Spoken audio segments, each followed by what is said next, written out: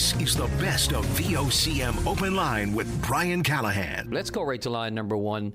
And welcome to the show, the president of NAPE, Newfoundland Association of Public and Private Employees, Jerry Earle. You're on the air. Good morning, Brian, to you and your listening audience. How are you doing? Pretty good. Nothing going on. There is nothing going on at all.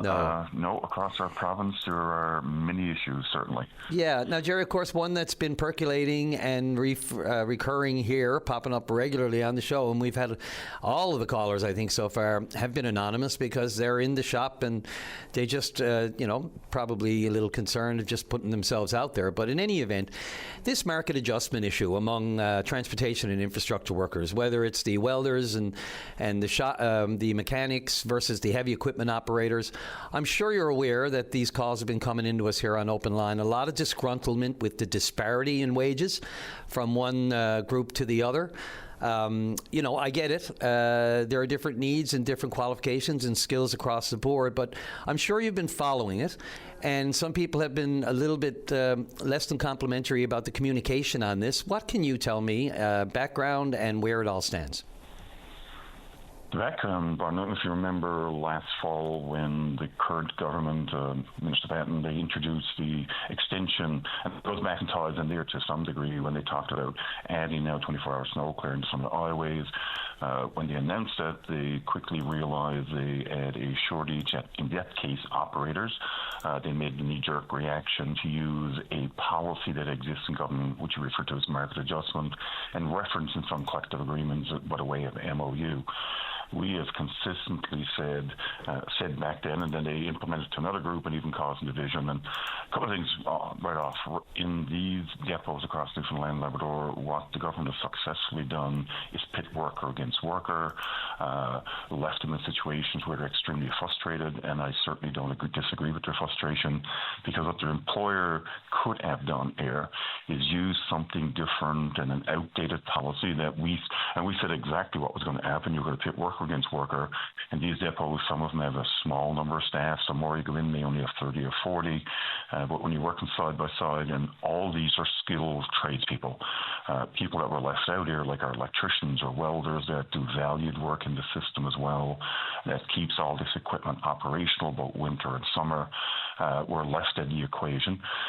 We believe what the employer could have done here was done a comparative analysis across the province to what are these skilled trades receiving in the private sector in some of the large projects, and looked at proper compensation.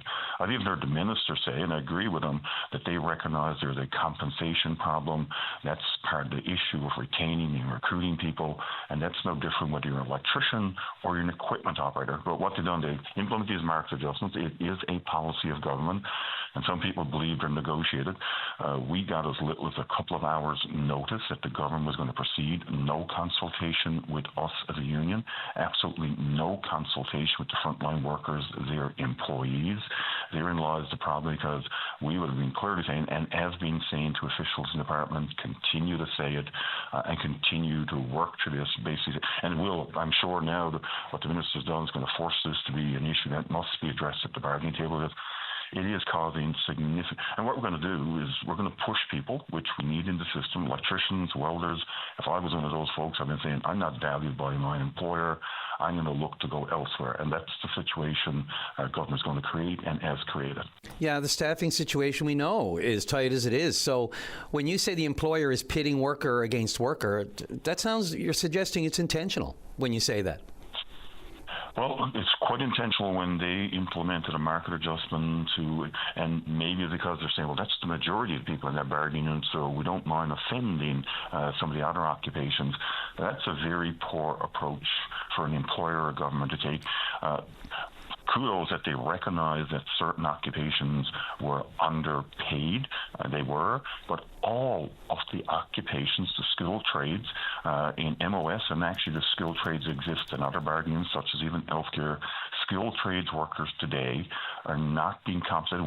You might go back 15, 20 years ago where skilled trades in the public sector were doing relatively well, but as more of these large projects come on, there's a demand in the private sector, so they're becoming much more competitive and prepared to pay the wages. Things that we're finding, and we'll be talking about clearly along the way, is what we're finding, because they don't have enough resources, they're required to send much of the equipment out. I've had conversations even here on the West Coast with people, they're sending it out and they're paying double or triple what they would pay at a person in the depot doing this work. So it's not saving the money. The actions of government is actually costing us collectively more money, and they found a way to do something that is equitable across this entire bargaining unit, rather than this piecemeal approach, and consulted with the union and the frontline workers there, because we have representatives that could have sat down and come up with solutions. And a simple one, we've done it in other areas. We represent trades workers in some municipalities, for example. What they've done, they would do, say, Town of Paradise. We would do a regional comparison, say, what's the average wage of an electrician, and then we'd go back and discuss then what was the appropriate compensation of that person in their bargaining and across multiple. That works for the most part. What they've done here is just come up with an amount of money. I'm not sure what the rationale is behind the amount, and then decided for electricians and welders, the amount you get is zero. So you can imagine, like we just said, if you're working in a depot side by side, some of these depots got 6 or 8 people, you're pitting worker against worker. Some of these I know actually are relatives, and you're pitting relatives against relatives. And basically, why did you just get a market adjustment of X amount? I got nothing. We both have an issue that we're not equitably compensated compared to outside the public sector. So I believe government has to come up, be prepared to sit to a table, work to this. If not, we will have no choice to force this as a bargaining table issue. Yeah, and I mean, that's what you'd have to do, I assume. Obviously, what's most disturbing is just listening to you, talking about the things that are probably going on without the union at the table. You mentioned there are some people believe they're being negotiated quietly. What do you mean by that? I mean, is there no representation there on behalf of... The initial market adjustment was introduced in the MOS actually by a previous government, and they gave us, I think Brian might have been 12 hours notice that they were doing it, no previous consultation. I figure things might change when the current government came in. There was a market adjustment introduced, actually was increased for a group that had already received in the MOS bargaining unit, then was implemented for another group. Same thing, we got a phone call in, I think, again, maybe the same morning that they're going to announce, basically, we're about to do this today, here's what we're doing. And our comment was then and remains, this is going to cause division. Yes, compensation is necessary and has been acknowledged that it's inappropriate. I've heard the minister say it publicly himself. But we have to find something different than market adjustment, which is a policy that's decades old, that's not working. Because right off the bat, if you're introducing market adjustment, you're acknowledging that somebody's not paid appropriately, that they are not compensated, that your wages as an employer government is not equitable to across the province.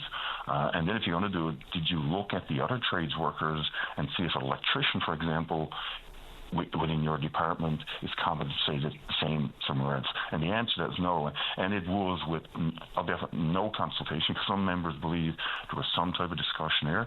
The discussion was a phone call and saying, we've made this decision. Because how this works, the minister's department would have applied to Treasury Board. That, I assure you, takes weeks, in some cases months. They would have to give a response back. So that would have been in the work for weeks and months, and then to get a phone call saying, we're doing this tomorrow or the next day, that's not consultation. Well, so on that note, the calls that we've been receiving on a regular basis actually suggest that there is equally lack of consultation and communication with the union.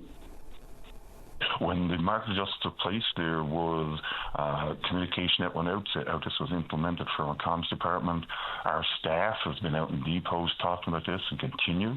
I have managed to a couple of depots myself. I'm here in Cordoba right now, and this was a month or so back. I was into the Dearly depot here myself and had this conversation about the division, the process that went through.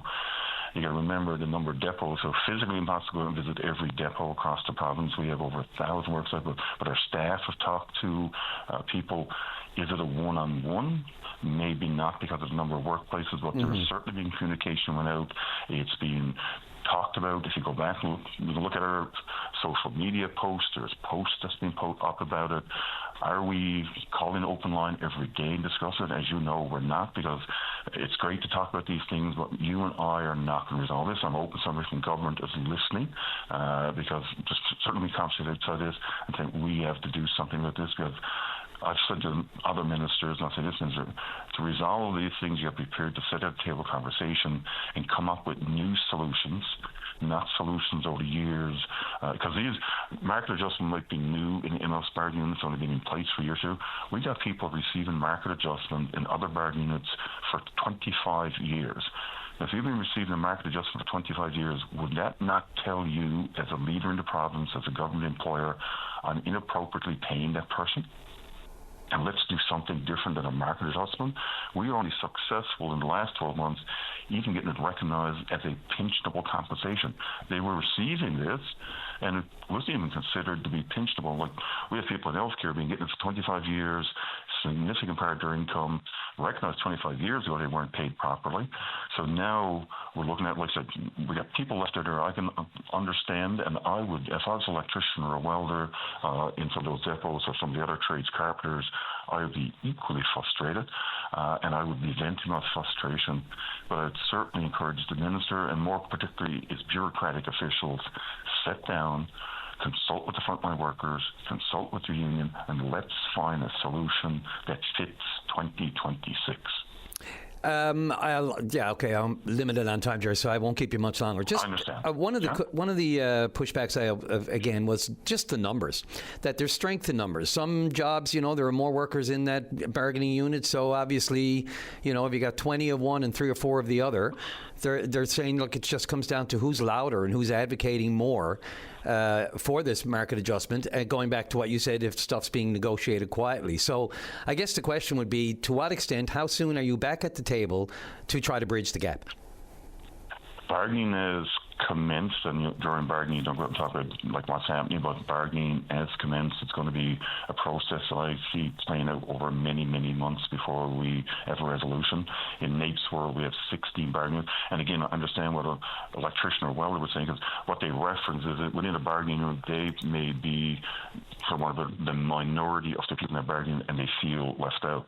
I can assure you, when bargaining committees go to a bargaining table, they raise any issue that is relevant, whether it's one person, 10 people, or 200 people in a bargaining unit, and talk about them.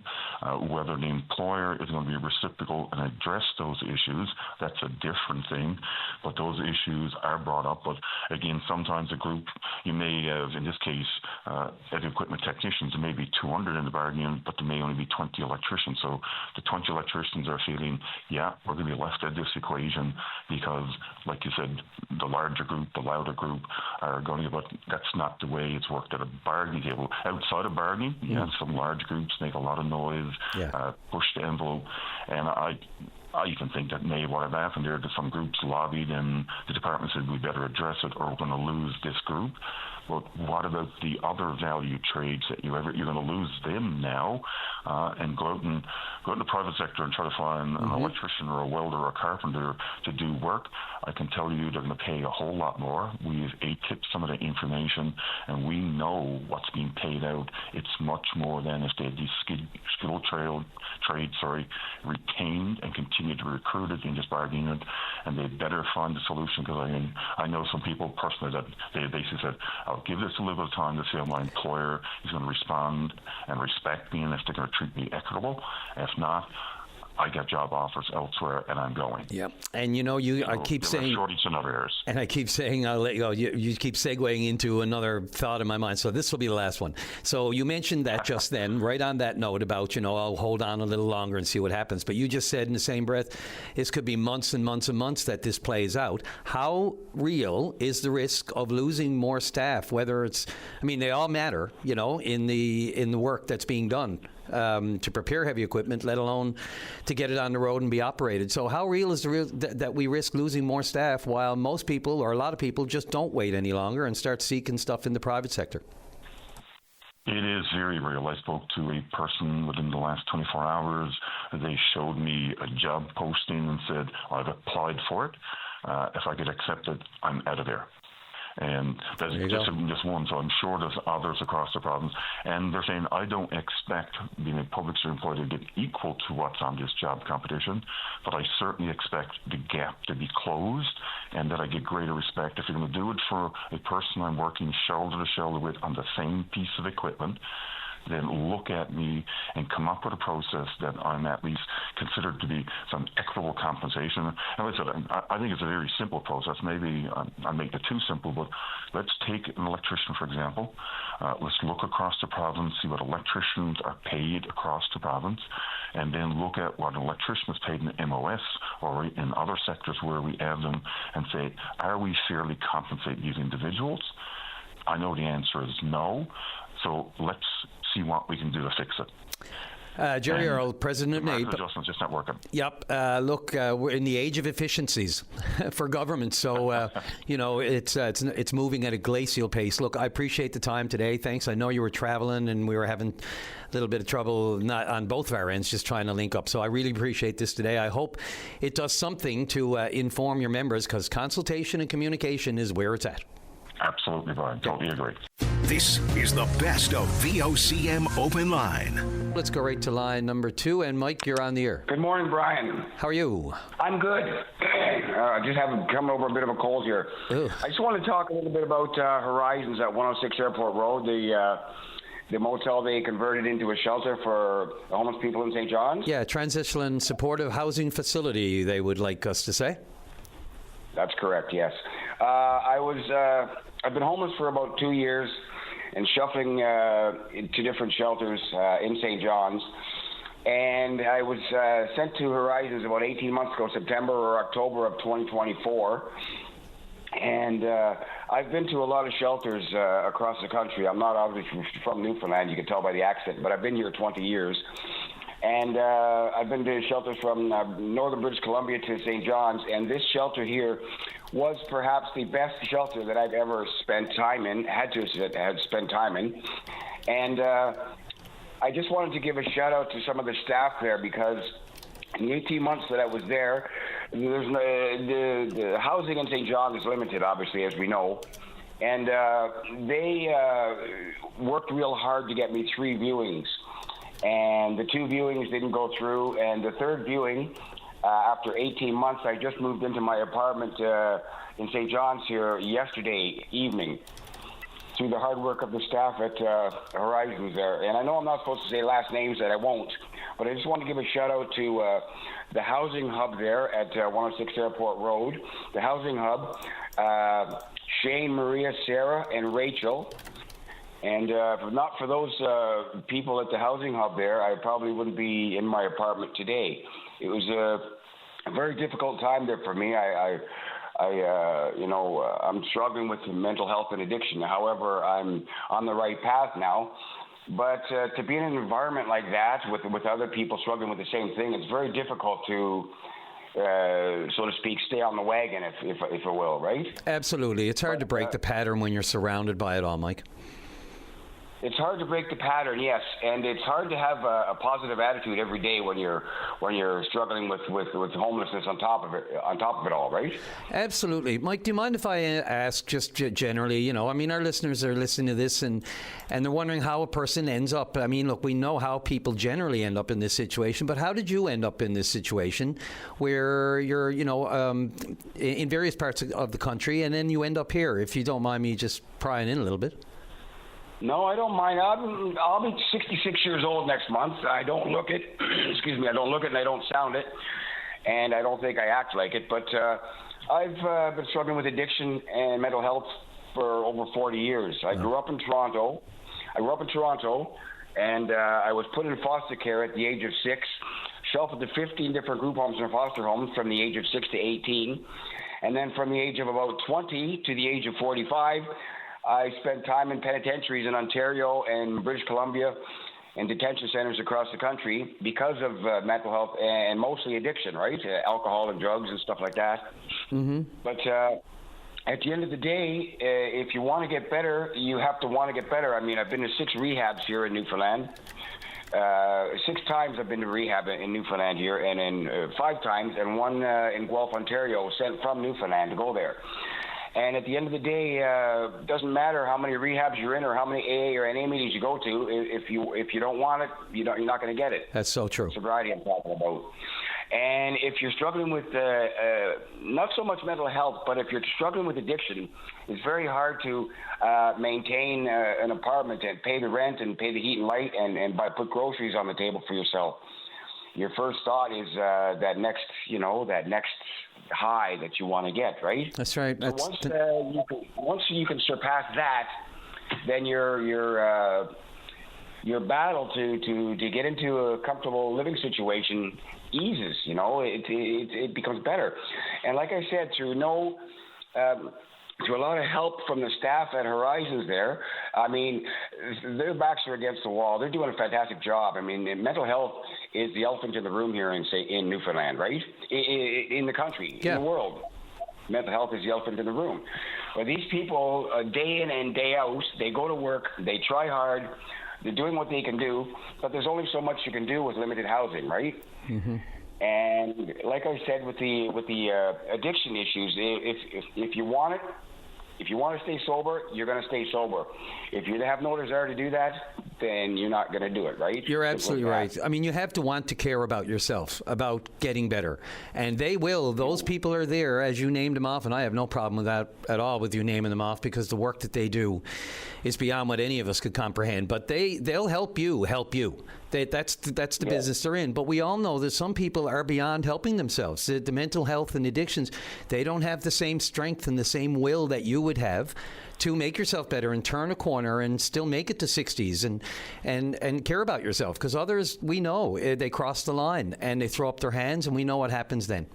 So, look, I know the people here appreciate everything you're saying today about the good care and the good facilities we have here. The other question, I know I just got an email asking how, this is how you ended up in your situation, but how did you end up in Newfoundland? Do you have a connection here? It's a long story, and I'm short-winded, Brian. No, I'm just kidding. I was just floating around there in Edmonton. I had worked on the oil rigs for a couple of weeks. I got all this money in the bank, and I decided to go on a little dirty tear. And that dirty tear put me into homelessness, and I lost a job after 2 weeks only. And my friend said to me one day, he goes, I was in northern BC, actually, and my friend said to me one day, let's go visit my mother in Botwood, Newfoundland. I said, where the hell is Newfoundland? And so we got on the TCH and we hitchhiked for 2 weeks. This was 1999. Mm-hmm. And we came out here and we floated around, and I got in trouble. We ended up in HMP. The BC sheriff flew out from Prince George, BC, and flew me back in 1999. And then I floated around in BC. Then I went to Alberta, got a job on oil rigs, like I said. And in 2005, I said to my friends in Edmonton, who've since passed now, I said, guys, I'm going to die here on the streets. I'm homeless for 5 years here, sleeping under a bridge and in an old abandoned vehicles, this, that, everything else. I said, I got to get back to Newfoundland. I know some people there that might be able to help me. So 2005, they put me on the Greyhound and then the DRL after you get to Port aux Basques, hit St. John's, and I've been here ever since. I've been here for 20 years. Yeah. Met some friends through Shamrock Jungle Gyms, worked for them for a while and became friends with them, and they've helped me tremendously as well since I've been here. Ron, Sean, and Des, my friends from Shamrock and thereabouts. These are good people, business people, and they've put me on the right path. Yeah, and Mike, you sound like a fine man. Despite, look, when you at an early age, you're in foster care, you're going through group homes, you find your way into a bit of crime, and it just compounds itself from there. So when you have that hard first start, it can go either way. But look, I'm glad to hear that you've got a head on your shoulders. You seem to be appreciating all the bit of help that you've gotten, which is not what we can't say for a lot of people. So look, only because of time o'clock, I really appreciate the call. As I said, you have to care about yourself for others to want to get involved, and the fact that you're willing to do that part despite the time you've spent inside and other crimes and that sort of thing. I mean, people will say, oh, he's been a drain on the justice system and now he's draining our... Look, people who are in the situations that you're in and are willing to help themselves and try to get out of it and dig their way out of it and get a better life and be more productive, all we can do is take your hat off to you, because we can't put ourselves in your shoes and we can't imagine what you've been through. So I appreciate the call, and thank you for putting this on the radar. We need more calls like it. Thanks, Brian. This is the best of VOCM Open Line. Let's go right to line number 4. And Alvina, you're on the air. Hi. Good morning. Hi.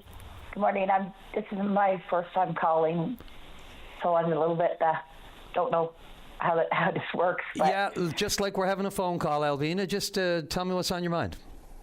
Last night I was watching the CBC News, and the program came on about people being scammed in BC with TD Bank, and it resonated with me because me and my husband are going through exactly the same thing.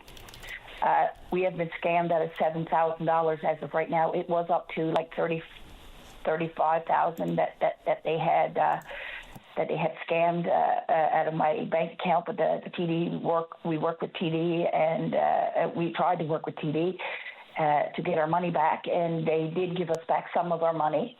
But the extra $7,000 that was there, they won't give it back to us. Yeah. What happened? Go ahead. What happened was one evening I was trying to do a bank transfer to my cousin for his girls, because his girls, I had bought some tickets from his girls for their school concert. And the next day, I went into the TD app, and I looked at my bank account, and I could see transactions going crazy. And so I went to the bank actually in Gander, and they laughed at me They almost laughed at me and said, well, just call the fraud center. So I called the fraud center, and I did all of that. And they worked with me a little bit, okay? And but my $7,000, they still never gave it back to me. And at that point, we had $0. Okay? I looked at it as if to say, like the man said on the TV show last night, when he went to the grocery store to buy groceries that evening for supper for the kids and his wife, they didn't have any money in their account. And I said to the people on the line is that, listen, it's a good thing that I had some groceries in my house. Like I'm not a person that buys groceries every week. I buy it I buy it in bulk because that's the way I was raised. But if we didn't have that, or have another line of credit with someone else, or have a bit of money stashed away somewhere else, we wouldn't have had anything to rely on. And now that me and my husband is half retired, and I'm on workers' compensation, disability. We both were scaffolders all our lives, and now we're in this predicament. And $7,000 is a lot of money to lose.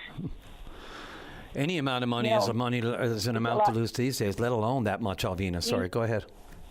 Yes, and that's why I'm calling in this morning to see if there's any other people in Newfoundland, or I guess across Canada, because your show goes a long way. I'm sure of that, and I'd like to know if anybody else is going through what we're going through, because we are going through hell. You know what I mean? Absolutely. It is a divide. I mean, I'm working on it. My husband is trying to work on it.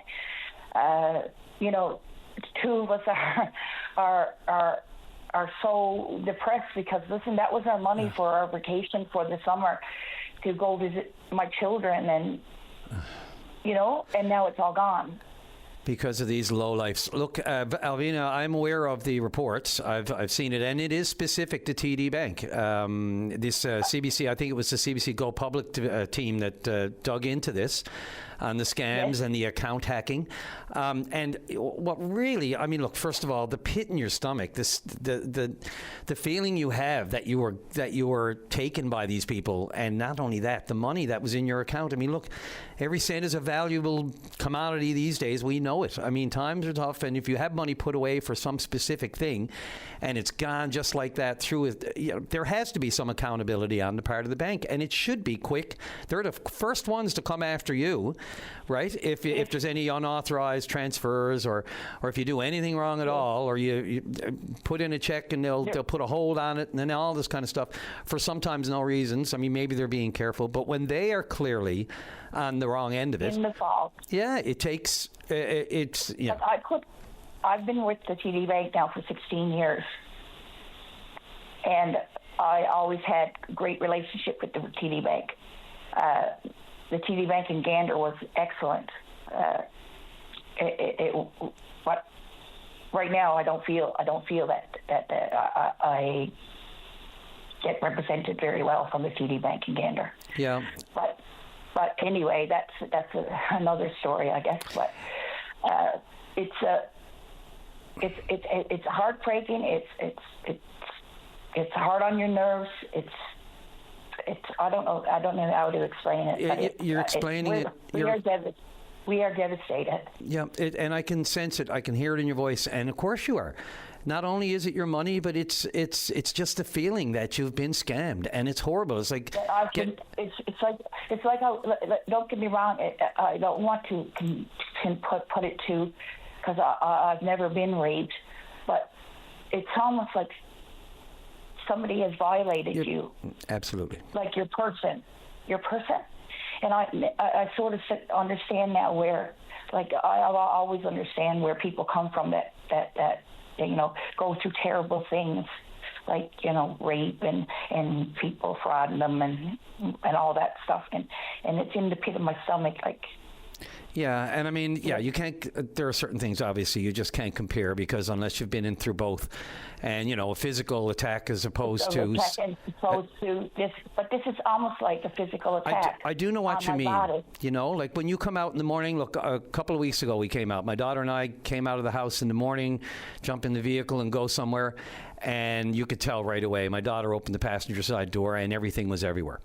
And I know it was just a vehicle, and I'd never leave anything valuable in there anymore. I'd rather leave the doors unlocked than lose a window. And I don't even, but just that feeling. And that was just, look, I don't think we lost anything. I had to think what I left in the vehicle just to make sure, do an inventory, and make sure I didn't lose anything. But I knew I didn't, because there are people in the neighborhood where I live downtown where we're getting hit all the time. People are walking through in the middle of the night, and if you got an unlocked door, you're done. You're a victim. But this is bigger than that, and I know what you're saying, and you're asking people if anyone else is out there has done it. I welcome those calls here. Have you received any kind of hope from TD Bank that there might be an opportunity for reimbursement? No, not right yet. I just received my letter back, that the same letter that they showed on the TV last night on CBC. It was the exact same letter that I received. It almost word for word. And where does it leave you? And it leaves me just, I guess I'm going to have to appeal it again until, and it's no good to talk to them. They just, they call you. And another thing is that what they have told me, okay, it's because I was using the TD app to do my banking. Yeah. They told me that the TD bank, that the TD app or any app, they're saying or any app is not secure. Mm-hmm. That anybody can hack into anything through these apps. They all have a level of security, but I do not. I will not. When it comes to banking and my money, I never bank on my phone. I never do it. It's just in my head. I'm using various, I'm linked into various Wi-Fis no matter where you go, whether you're in a mall, whether you're downtown, and it's picking up the different, all of a sudden you're using someone else's Wi-Fi. There's just no safety or security there. I tell my daughters and son the same thing. Try not to be always, and even the tap feature on my phone, I won't do it. I'll use the card. Yeah, well, I've gone back to that because, listen, I assumed, and I know what assume means. It makes an ass out of you and it makes an ass out of me. Yeah. But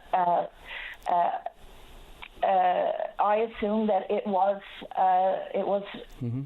legit. That I have security on my phone, like through my phone company. I have extra. I have the security package on my phone, mm-hmm. so that hackers cannot, try to get into my phone and all this stuff. But obviously, they did get into my phone, or they got into something through the TD Bank app. Through the TD Bank app. So where's the accountability, right? Yeah. So, but I think the bank should be responsible for this because, don't get me wrong, I know they can't give everybody back their money. That I suppose that because some people probably are just calling in because and trying to scam the bank, I guess. Yeah, they're trying to weed all that out. Weed out the legitimate complaints. Weed out yep. Legitimate complaints. Mm-hmm. And these transactions that went through my phone, I mean, if they even tried to go back through my bank history, they would see that, listen, I don't do that kind of stuff. I do not, I do not do that kind of stuff.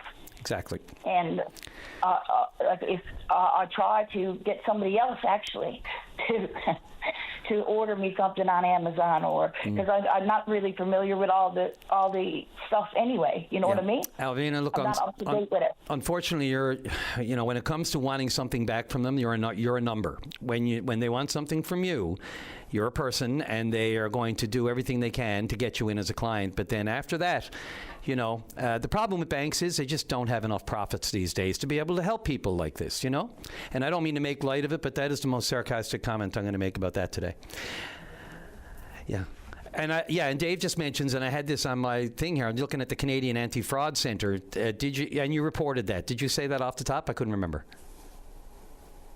Alvina, you still there? Did we lose Alvina, Dave? Alvina? Hello? Oh, you're still there. I was just wondering, did you actually, you did report this to the Canadian Anti-Fraud Centre, did you? No, I didn't. Or to the police? Only reported. No, Action TV said that not to report it to the police. What they had told me at the bank in Gander was to change my phone number and change all my email addresses and all that stuff. And I went and did all that. And now they're using that against me. I don't know how that would happen. I know your individual circumstance is different than anyone else's, but the Canadian Anti-Fraud Centre, it should be at least reported. And just to have it as a backup to say, look, you've taken action beyond the bank, because if you're just waiting for the bank to give you back your money, I think you're gonna be waiting a long time, unfortunately. But I don't know if you've checked it, but the Canadian Anti-Fraud Centre website is there, the Government of Canada, and they encourage you to report any kind of fraud. And people. Do you have a phone number for them? Yeah, let me just give you two quick. New. Dave, do you remember that? New, the guy with the typewriter on Sesame Street? New. Anyone else? No. Yeah. Do you remember that, Alvina? Just he's rolling around on his typewriter with wheels, and he's always going, new. And I'm killing time here because I'm trying to find the right number. I just had it in front of me. Where did I get it? Okay. Yeah. So it's 1-888. Yes. Oh, lost it again. 1-888-495. Yes. 8501. 8501. Okay. 888. Thank you so much for your help, and I hope somebody else will call in, and maybe if there is enough of us, you might be able to do something about it. There are strength in numbers and also comfort in numbers, knowing that other people are in the same boat. Yep. The same boat that we are in, Absolutely.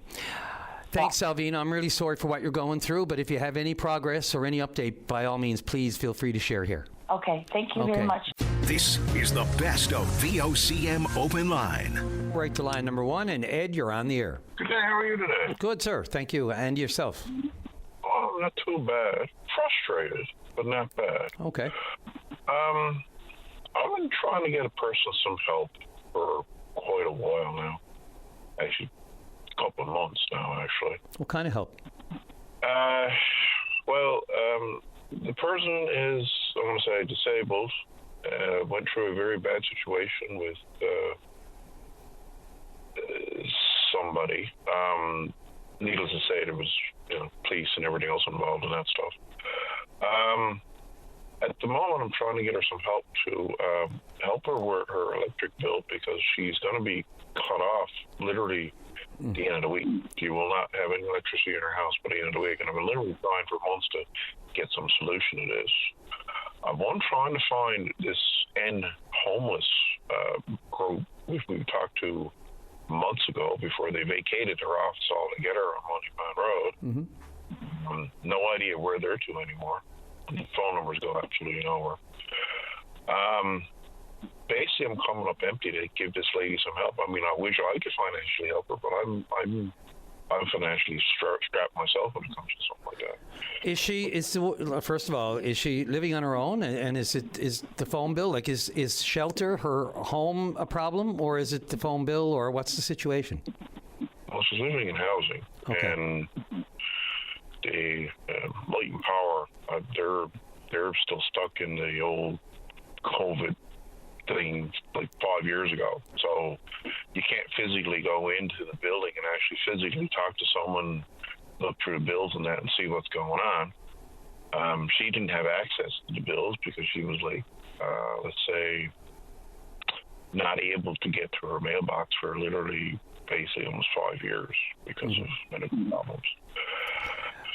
Well, and so she didn't know what bills were, not like that. There was somebody to say, living whatever, that person had to be, had to get removed from the house because of disease. But yeah, I'm at a wit's end of trying to figure out how I can please some help before lights go out. Well, you mentioned end homelessness, St. John's. We do have regular contact with them. I mean, Doug Pawson's very vocal, very out there in front of all of these issues, especially, recently we had a caller there about Horizons 106. But listen, while we were talking, Dave did make contact with End Homelessness St. John's, and they provided, and this is why I'd say off the top of the show all the time that Dave's doing yeoman work. People think he's just clicking buttons, putting people on here. He is a whirling dervish back there, and while we were talking, he got a hold of End Homelessness St. John's. I might be able to spit that out once correctly, and I can give you an email that you can contact. And I believe we're going to have Doug Pawson, the head of the End Homelessness, on the show as well. I think, Dave, is that correct? We may be able to get him on around 11:30.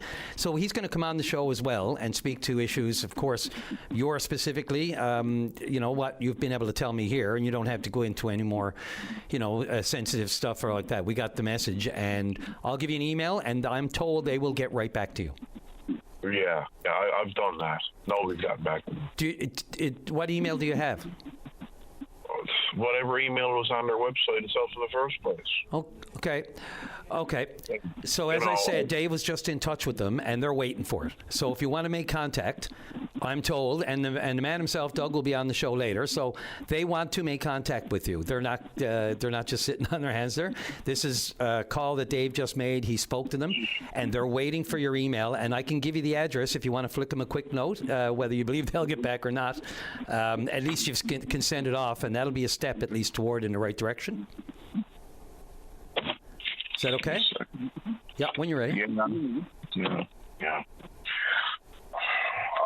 I've been literally, I'm gonna say, given the runaround for literally months, and I'm getting really sick. I mean, we even went to their office, which was on Monday Pond Road originally, and basically it was the last day they were going to be there, which we didn't know by any means. They said they were going to move somewhere else. Well, guess what? Don't know where to move to. Can't get in contact with nobody. Well, tried email address, all that, and no one ever got back to me. And we went to different other organizations, and guess what? They gave the same exact information for End Homeless, which has not gotten anywhere. I can appreciate the frustration, absolutely, Ed. We hear it all too often. I tell people all the time, you only hear about 20-30% of all of the information and feedback we get here is on the air, only about 20 or 30. So much of it is after and before and in emails and information that we try to follow up on. But here's the email. I'll give you this one. Just trust me on this. Give it a shot. They're waiting for your call. They heard you, and they want you to give an email. And look, it's better than nothing. I know the frustration is real, but if you don't get satisfaction from this, call us right back tomorrow and let us know. But we're going to do our best here. So the email is info@, so really simple, info@ wecanendit.com. We can end it.com. Yep, all one word. So give her a shot, flick a note, just say, hey, I was just advised to give this. I've been trying to reach you, not having a lot of luck, but I was told to send this email now and someone will get back to me. And let us know if they do. or don't? Oh, believe me, if I don't get no satisfaction of this, considering I've been doing this literally for months, and this is not a joke. Yep. Okay. Well, let's try to give this lady some help. So, because she is, what you can say, she has disabilities and stuff like this. Is she on her own, Ed? Does she have any family or kids or anything with her? She's on her own now due to the fact that the person itself that was with her had to be removed from home. Sadly, all too common. We understand that. So Ed, look, give that email a shout, flick it off, and Dave just reminded me too. Yeah, copy openline@vocm.com on it, so that we're copied, so we see that you sent it off, and then we'll also see the response. Because the problem is that if she loses her electricity, that means under the contract that she has, she will no longer be able to stay at the location itself, and she has to be removed. Yep, totally get it. Okay, let's. Time is of the essence, so give that email a shout, and like I said, copy us so we can see all the correspondence that goes back and forth. And again, keep your ear to the radio, because we'll have Doug Pawson with End Homelessness on within the next half hour. Yeah, I wish I didn't have to go through this, because you figure that there'd be some help somewhere. But every time you turn around to get help, it seems to turn around and go to the same dead end before you get before. Something has to change. Either the website got to change, the information on the site got to change, because it's not helping anybody. It's just really ticking people off, and it gives nobody any hope of actually possible solution of a better future. Yep. It's not mentally good for anybody to go through crap like this. Ed, you're absolutely right. It only exacerbates the situation. Little step backs like that, lack of progress, can just send you over the edge. So look, I understand the frustration is palpable. Give the email a shot. I got to get off to the break. And as I said, copy us on it, openline@vocm.com. Just put that into CC, and so we can see all the correspondence that transpires from it. And I wish you nothing but the best, and I wish her nothing but the best as well. Keep us posted. Yeah. This is the best of VOCM Open Line with Brian Callahan. Let's go, as promised earlier, to the Executive Director of End Homelessness St. John's, Doug Pawson. You're on the air. Hi, Brian. How are you? Well, it's been a morning, as you've probably been. I know you've been listening to some of it, if you have time, because you're not flat out either. But and I say that tongue in cheek, of course. Oh, no, of course. Yeah, no, I heard that one of the former residents from Horizons had called in and shared a bit of his story and experience with the work that we're doing up here. And so I thought I'd just call in and, say my gratitudes to him for, the hard work that he's put in and to get where he is now. I know has been a lot of hard work, and we're really proud of him for what he's been able to accomplish. Yeah, and it should be noted, it's not like people are making this choice in real time to do this. I asked him a little bit of background, because I knew automatically people would say, oh, yeah, here's a guy from the mainland, and we have enough homeless people here that we have to deal with, and he just decided to come here and now, on the provincial tit. But it's not the case at all. I mean, look, he talked about his problems, foster child and in care growing up, and we know that that's the slippery slope, and then into some criminal activity, and then, you're in the system and it's not good. Yeah. So just to touch on that, I often say, the child welfare system is a superhighway into homelessness and into corrections and into emergency responses. And it's reflected in our provincial budget, where just the service provisions alone for child welfare in our province is $220 million this year, and the provincial housing budget is $125. So just for context, it is a very costly system that doesn't really deliver a lot of great outcomes. But he made the point too, and he praised the Horizons 106 mainly, I guess, because not a lot of shelters have all of the wraparound services right there, like a one-stop shopping in the same building. That's what made it so valuable for so many people, right? Yeah. And that's kind of what I want to touch on, right? Like what with the news that it's not being the lease being renewed is one thing. When we took this on, we took it on to demonstrate when you have health and housing supports on site and the ability for folks to stabilize and get the supports they need, they can move on. A lot of the folks that live here and have lived here, I've gone through the shelter system for years without success. So, we wanted to demonstrate that, and we did it with the commitment at the time from the provincial government that there would be better solutions built and resourced to take this work on. And I feel like such a sense of loss for our community that we're regressing, we're moving backwards and unwinding the sort of fulsome supports that people desperately need. And it's not just the 75 folks who've lived here, it's the 150 folks who've lived here, and it's the 350 on the wait list, and over 500 people every month that we know continue to experience homelessness. And if we get better services and supports, we get better outcomes in the long run. And I feel a tremendous sense of loss for not just our residents but our staff who they work so hard to support folks, as you would have heard from gentlemen earlier. And, that sense of loss is it's tough for a lot of us, but, I'm so grateful and proud of our team because they show up, day in and day out, despite the scrutiny this has always been under. And they've shown that this can work. And I just, like I said, I feel such a sense of loss that something like this isn't going to replace what's desperately needed in our community and our communities around the province. Like we took this on thinking this could be done in the West Coast. You don't just need a hotel in Corner Brook or in Labrador. Like, let's invest in people and communities, and we can generate better outcomes. We get better housing outcomes. We get jobs and job creation out of it, right? We get better, healthier communities. And to me right now, what's going on without any plan informed by evidence is devastating. And regarding that, the loss of Horizons 106, I imagine you're still, you must have a regular open line, no pun intended, to the department. So, the thing that troubles me right off the top is the fact that, and I assume this is still the case, that they're not going to fill those other 30 rooms. They remain vacant. Is that correct? Mm-hmm. Yeah, there's no more intakes happening at all, just with the plan to wind down. So, are you okay with that rationale? Brian, we have advocated month over month for the last year and a bit to remove that cap, and the 75, so right?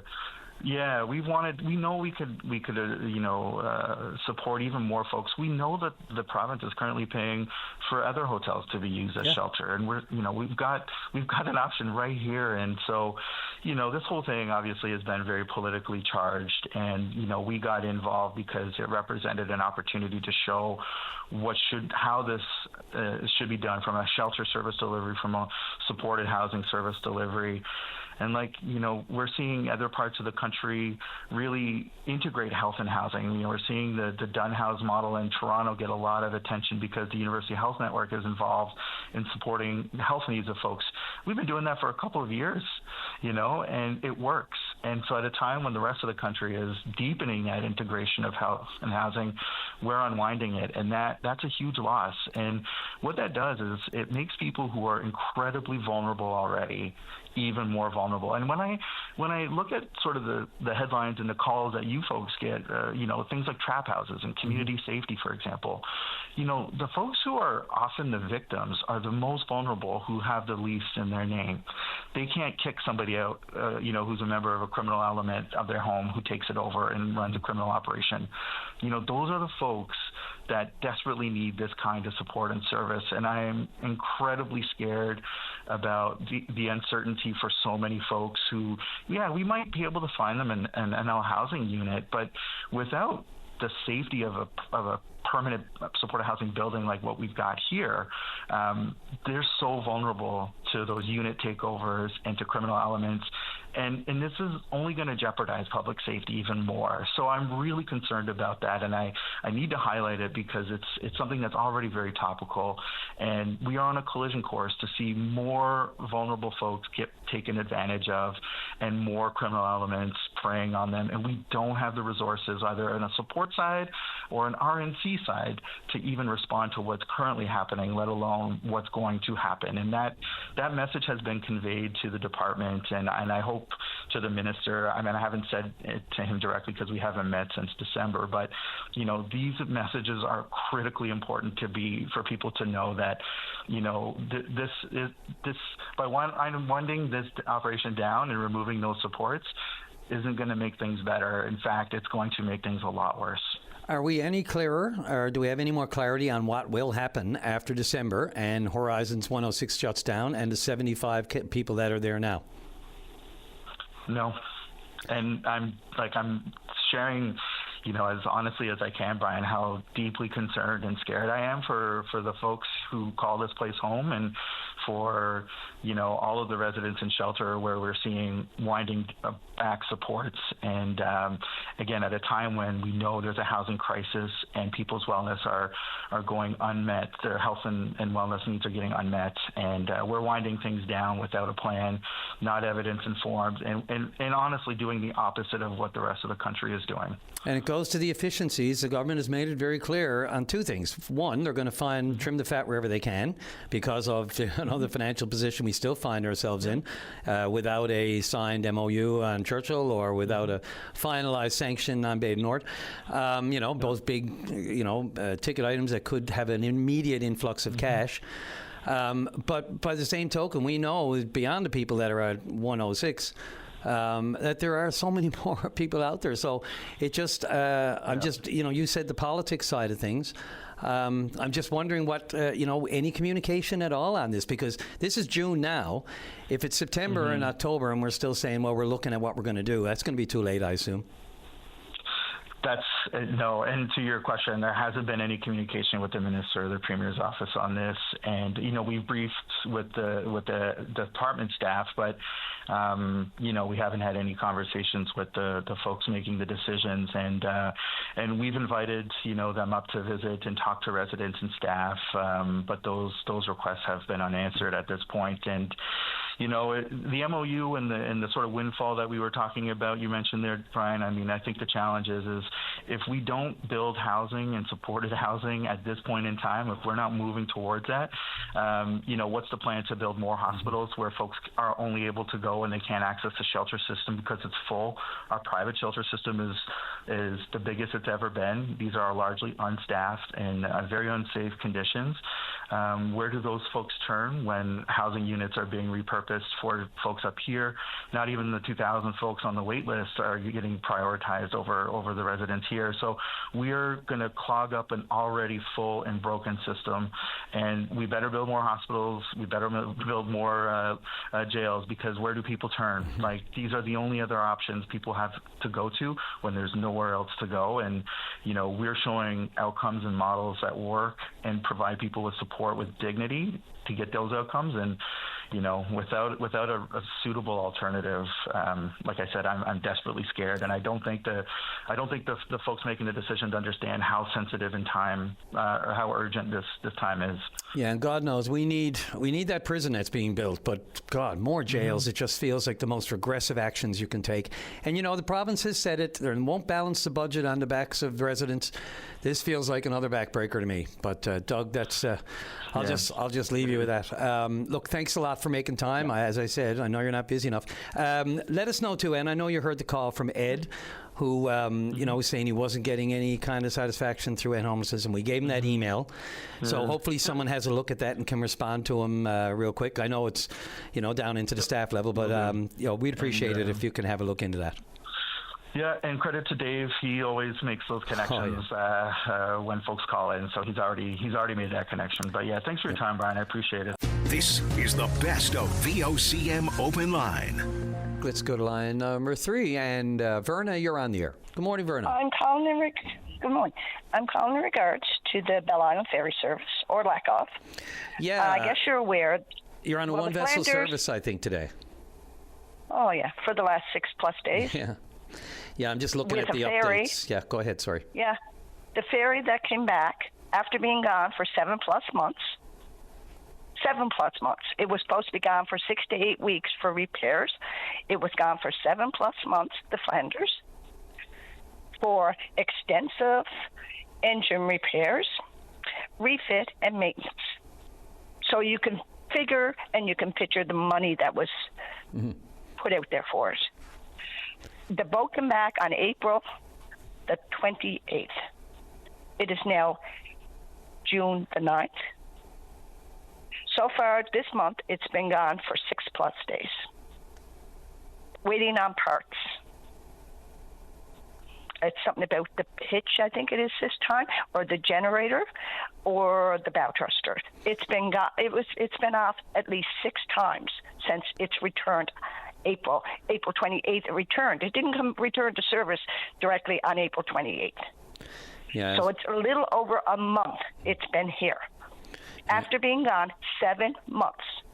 What is the problem? Is it the contractors that they are hiring, the department managers, government department managers are hiring contractors that are not qualified, experienced, have the marine experience?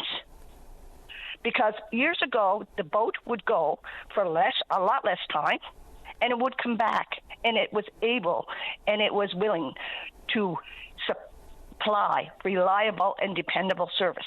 They can say, okay, it's aging. Yeah, that's part of it. But wouldn't you think a vessel would be gone for 7 months, that it would come back in better shape? And who is accountable for why this is happening? Is it Mr. Penton? Is it Mr. Power? Who can answer us? Nobody's answering to this. It is the taxpayers' money that this is going out there for. Why can't they, or why don't they have the previous or qualified contractors that did the jobs years ago, and it was done sufficiently, and it was done professionally, and they were accountable, and they were held reliable, the same as the government was? Why isn't the government answering? Did they screw up? Did the contractor screw up? Who's overseeing this work? And why isn't the work being done? Because if your car went in and it was gone for 7 months, wouldn't you want something that was reliable, dependable when it came back? And if you have people working for you that aren't able to, I don't blame the contractors, they're hired. And you're supposed to show your credentials and your experience and your tickets, whatever. But if you're not reliable and dependable and nobody's looking at them tickets, who's really working on these boats? And why are these boats being returned in such deplorable states? And if the truth be known, would we be getting on these boats if we really knew what shape these boats were in and how much to neglect? I blame it. The Flanders, yes, it was built in 1990. Mm-hmm. But I don't blame the condition of that boat on the age of it. I blame it on the neglect. And the bottom line is, unless the government becomes accountable for their job as the management of this service, how can we have anybody else accountable? We can't have the contractors accountable, because the top line, without the government employees, the government management following through on this, who do we have? All we're asking for is reliable, dependable service. For decades. We're not asking for favors. We're not asking for over and above. We want our lives to have a life, because we depend on this service. And like I say, people say, oh, it costs all this money. Yeah, but what's it costing all this money for if we don't have a reliable and dependable? Where's this money going? Is it just being thrown out the window and saying, oh, no worries, not my money? Like, we need people that are accountable. We need people that, and the bottom line, it starts from the up above. And this didn't happen overnight. No, it most certainly didn't. It isn't because the PC's in, and it is. And I spoke to Mr. Wakeham when the election was going on. I know that we have Liberal MHA here, and he said to me, it does not matter on the party. It matters to the people of Newfoundland. I hope he stands up to that, and I hope Mr. Penton will get on open line, or Colin Power, or in regards to Stephen power and answer my questions, because we have the right to know. Or Fred Hutton, the MHA. Fred Hutton, you got to realize he is the opposition. Yes, but we were told one time that if you're not in the party and you're not the party in there, you're not getting in that meeting. So, Verna, if you've been listening to me on this program, that's my whole point. I would like to hear from Mr. Hutton, and refreshingly, instead of here's what the PCs are doing wrong, here's what we've all been doing wrong. Let's get our heads together. Fred has enough knowledge. Other people in the department has enough knowledge. This is what I've been talking about. Put the friggin' politics aside. Put your heads together. Use all of your collective experience. Fred knows things that the government probably doesn't know, but they probably don't share it because they're on different sides of the aisle. It's ridiculous. And it's like it in every... 100%. And it's like it in every department. The politics is bogging it down, and all this search for a swing vessel is fine. But, you know, you were asking some great questions there. It would be time well spent in the House instead of the, you know what, they're getting on with back and forth and wasting their time. And as far as Mr. Hogan getting on with his foolishness, with he said, she said, and they said, we did not even see Mr. Hogan's face when he was our premier. He never, ever, and like I say, I can tell you, I was on the user committee for 7+ years. Did Mr. Hogan ever attend a meeting? No, he did not. Did Fred? Yes, he did. And when Fred was in, I'll tell you that he didn't have the backing of the Liberals to change this system and this department, because he didn't wholeheartedly, when Mr. Fury was in and Mr. Hogan was in, he didn't have the backing to do what he had to do his job. And as far as Mr. Abbott and as far as the rest, fail, years ago, fail. But I'll tell you, when I came to Bell Island, I came from Fort McMurray, Alberta, and when I first started, it was Diane Whalen, and she had a secretary there, and she had an administration. There was 3 people that you contacted. And when you contacted Diane Whalen, if she didn't get to know the answers, she got the answers. And we had people, like, to call there now, and all these people that are in that department, you will never get to talk to anybody. Oh, they're in a meeting, Lewisport, they're in a meeting, call back, you send an email to them, and once the problem is a Band-Aid put on it, they'll reply to your email. And it's not what you want to hear. Yeah. The late Diane, I should say, late Diane Whalen, who, as you're right, she did great work as an MHA on this. But it's like banging your head against a brick wall with the Bell Island Ferry, because you're asking them for some definitive answers. Let me just, Verna, I've got to go way past the break. Look, you've called them out, and you've made some very specific, direct questions, which you would like the answers to, and I would like those answers too. So I got to get off to the break. I appreciate the phone call. We will wait with bated breath and see if we can get some straight answers.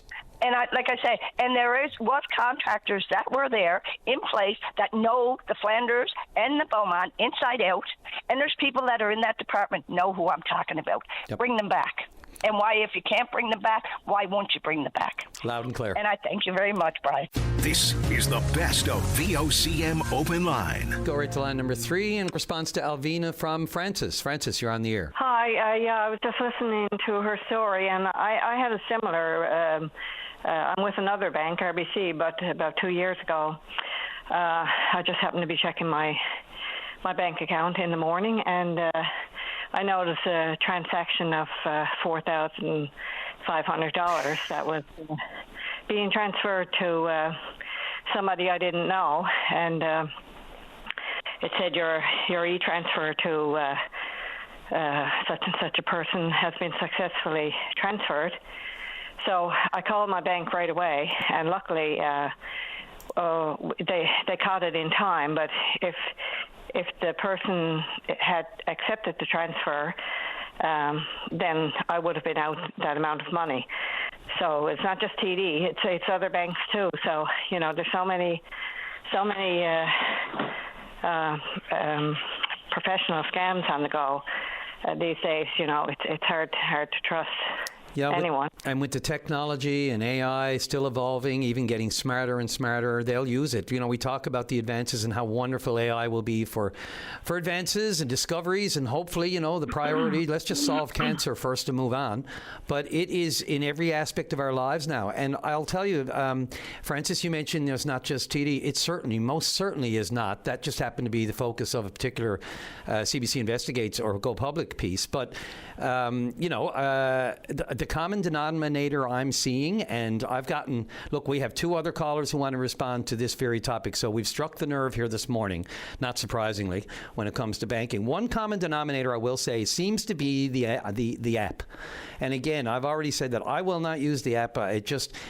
Because if you're using it on the run, you're using all kinds of unidentified Wi-Fi connections. You don't know which one is safe and secure, and others are not. And when you're in the health sciences or somewhere, you can go in as a visitor on that app. And I'm just very wary of it. I don't know for sure. I'm no tech genius or anything, but I do know that when you're flipping from different Wi-Fi signals and connecting to different ones as you move along, and if you're not on data and you're just using your Wi-Fi, then you're using that service, and you even have to, acknowledge and approve to the use of it. And that alone can put you down the road of no consequence or no reimbursement if you lose that money, right?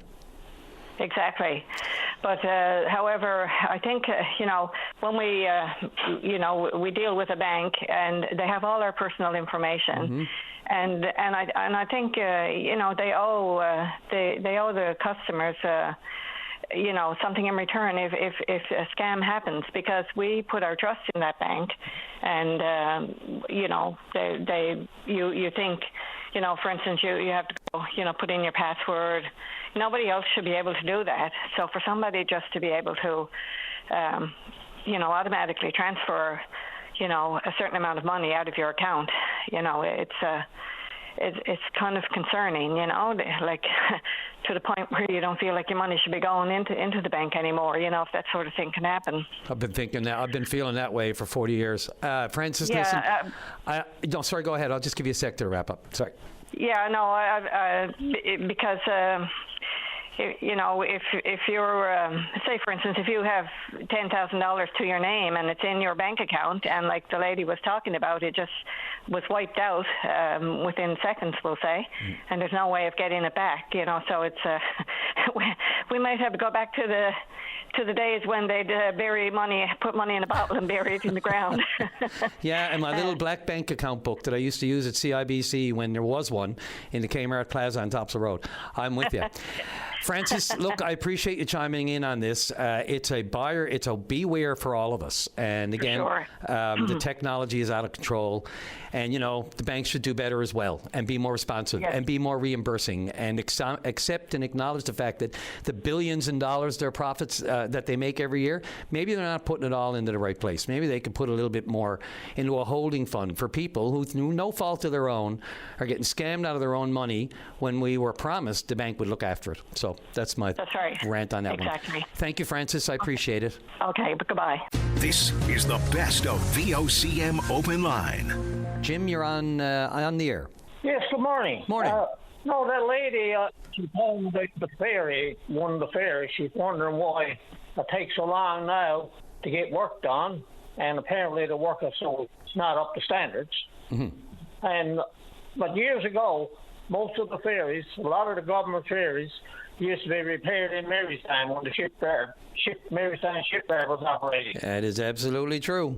And now, apparently, that shipyard was given away for $1 and was pretty well shut down. Well, the whole shipyard was shut down altogether, except Paul Etton was sneezing a few salmon there or something. Yeah, And Kiwi got the other place to go over, and he's doing nothing down there with Kiwi. They got absolutely no work whatsoever. And not only multi-million-dollar jobs. But that is the problem.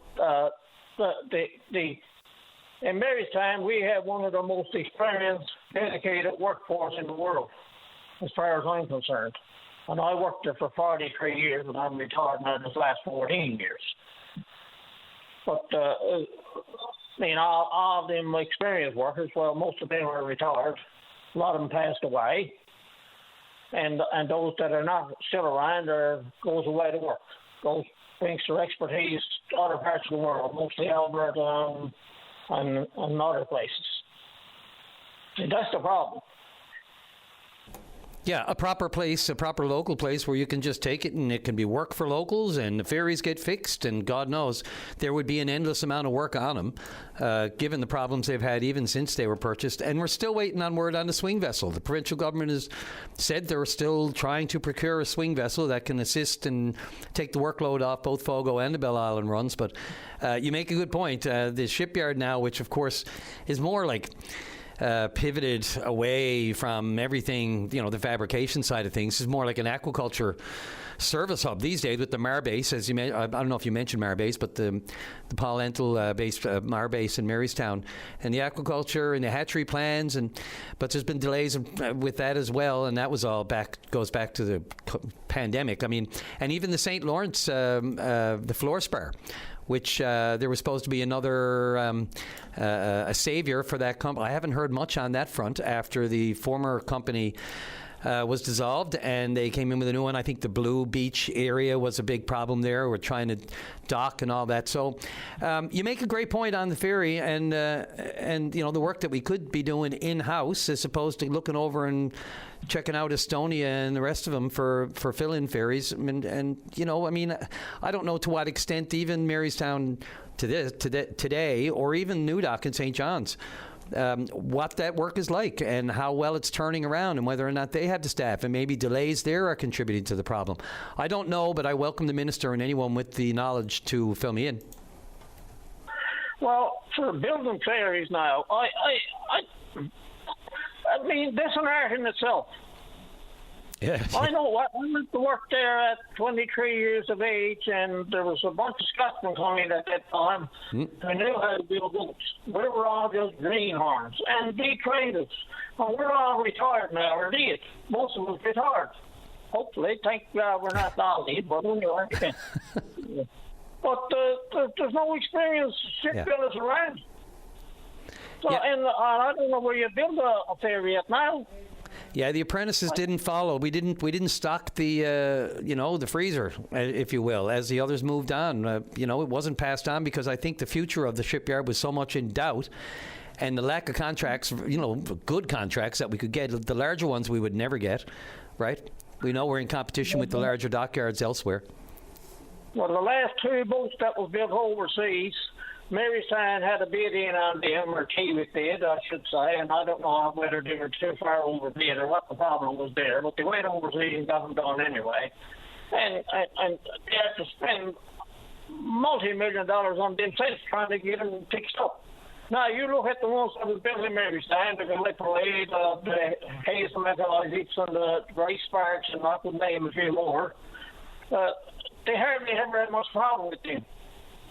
They were well built and they were well maintained, and they had people in place, like I said, who were very experienced.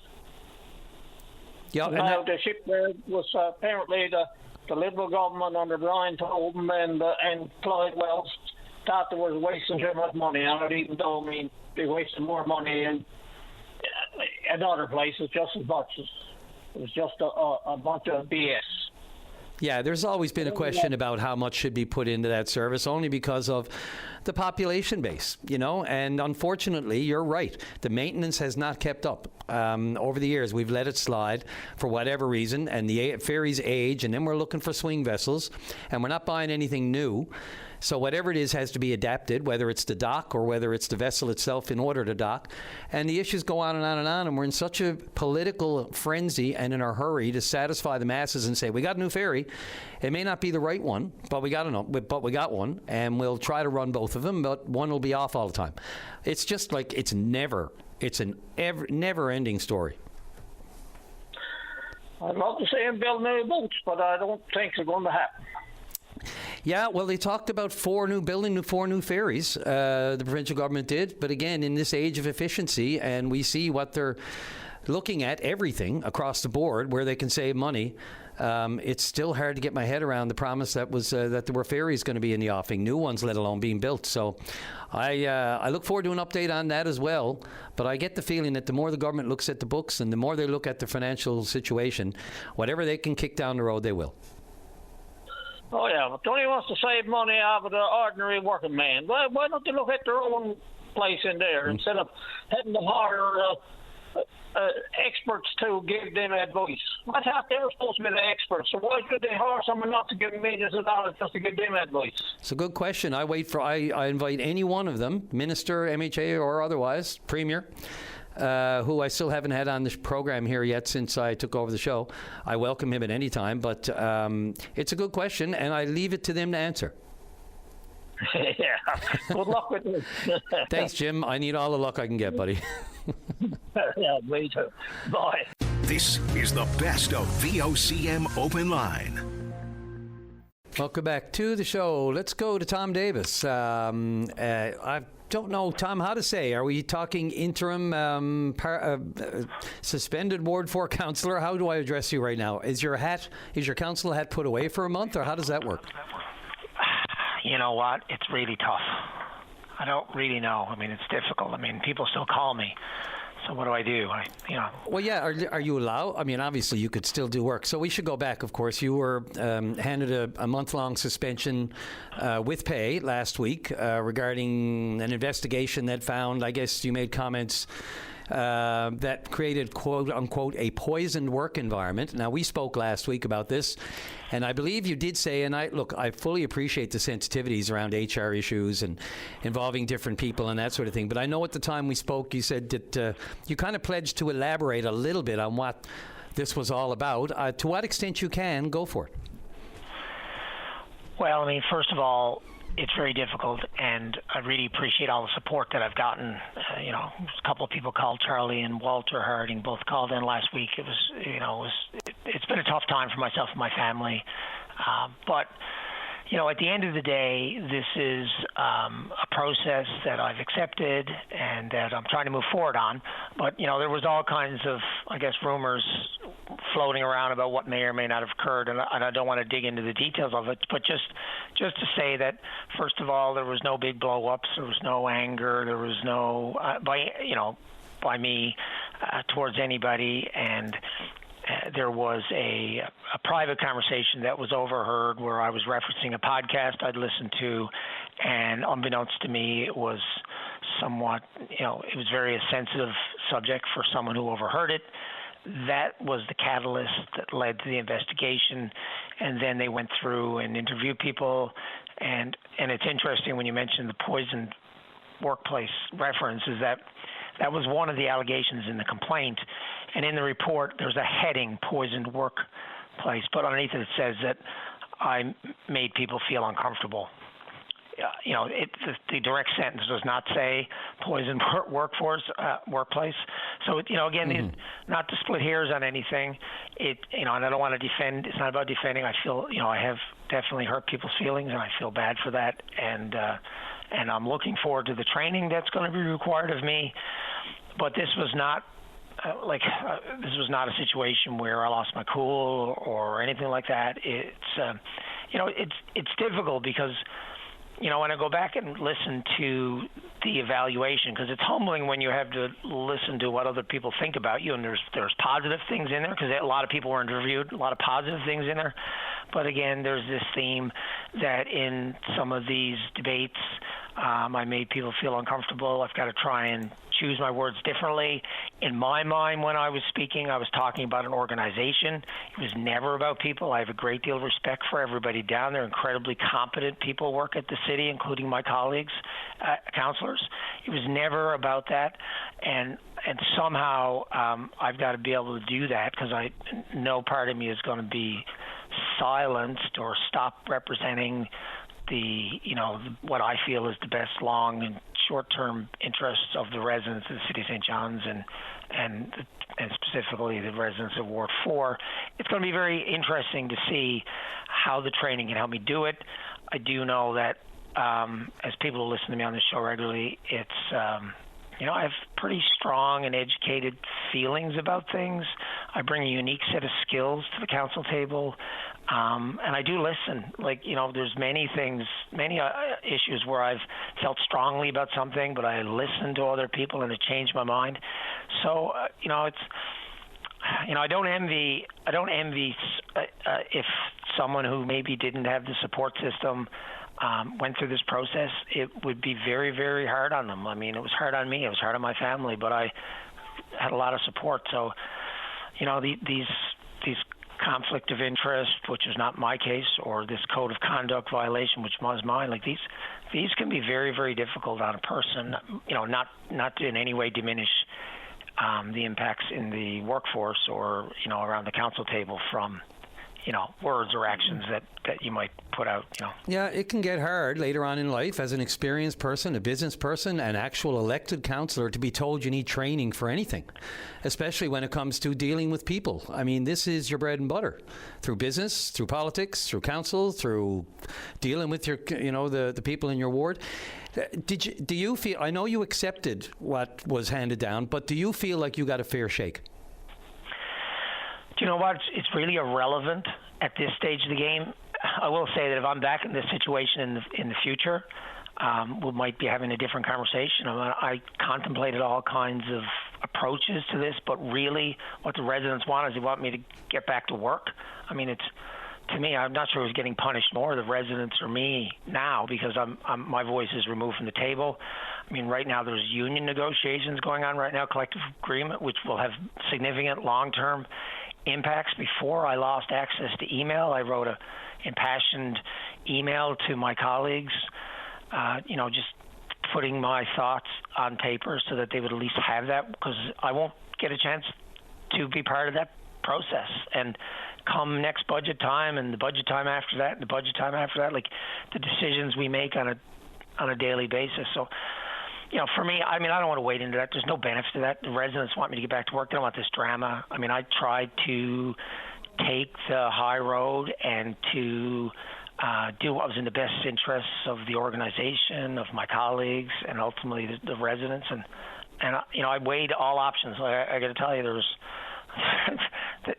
was not an easy process. I had people pushing me to react differently than I did, but I don't regret it. And I'm sincerely sorry for hurting people's feelings. It's never my intention, but and you know what, we can always learn, and I'm looking forward to whatever course is, and I've told them I want to start them right away. I don't want to be doing this after my period of suspension is over, so I'm hoping that this shortly they're going to reach out and get me started on that. I mean, listen, it is what it is, but I don't want to stir the pot. It's not my objective. I want to get back to work. Yeah. To what extent did you consider resigning? Yep. And I did. Yep. Go ahead. No, that's it. I did. I considered all options. I consulted with. Rather than go through all this, Well, it's even more so than that. It's what is in the best long-term interests of the province when it comes to municipal leaders trying to conduct their affairs. And like I say, I did weigh all options and consulted with a lot of people. And it was really hard. Like it's hard on your family. My wife had messages saying that people, she should leave me. My daughter, one of my daughters made a comment about how, when she was young, she might have bullied somebody. It just, it's you don't, and then you get in. You mentioned the business side of it. Fortunately, the public seems to have not really jumped on, vitriol against me, but I mean, it could have impacted my business, my employees. You just don't know when you start a formal process like this. I think sometimes we dehumanize the process, and this happens in criminal and civil law and all parts where and it can just be bullying or just over the fence or around the workplace. You never know what the long-term consequences of starting an action are once the wheels start turning. I mean, March 10th was the incident, right? I mean, it's a long 2 months time ago. later. Yeah, 3 months later. Sorry. Correct. And when you mentioned it last week about me not being in council, I mean, I haven't been in council since March the 10th. Yeah, and I was getting questions on that front. Tom, I got about a minute here. Just a couple of quick things. First, look, there are, as you said, a lot of people in your corner, not just from the callers on this. As I've said before, you're a brash, blunt, tell it like it is, as you see it, kind of counselor. And most people knew what they were getting. I don't know all the intricacies. I don't know if this is just a strict disagreement over an issue or personality or the wrong word used. That'll be for others, and nobody really knows that. So there's no right for anyone has to attack you personally and your family and everything. They're just assuming things and guessing. But I will ask you this, like, do you feel comfortable receiving pay during this time? Like, you're not technically working. How was that figured out? The night before the council meeting, because I only found out the consequences on Friday. The night before the council meeting, I actually reached out and I said, listen, I don't want to get paid. I'm not working. They said, well, we're going to have a special meeting. And I thought, well, I'm sure there were some councillors around the table who fought for me in every way that they probably could. And I thought, well, now I'm going to be slapping them in the face. So the decision I made was to donate the money, which I did. I did Wednesday morning to the REAL program, which is a great program for disadvantaged youth to get into sports and entertainment activities. So I did that Wednesday morning. My full month's pay has been donated. So, I mean, I don't feel bad about that. But, you should feel good about that. Yeah, absolutely. Yeah, but again, some people wouldn't be able to afford it, right? I mean, like, I'm blessed that I can do it, so, I wouldn't expect that of someone else. There's other people need it for their car payment or their mortgage payment, right? So again, these are very nuanced situations. I'm blessed to be able to be objective about this, and my approach to everything I do is more objective, right?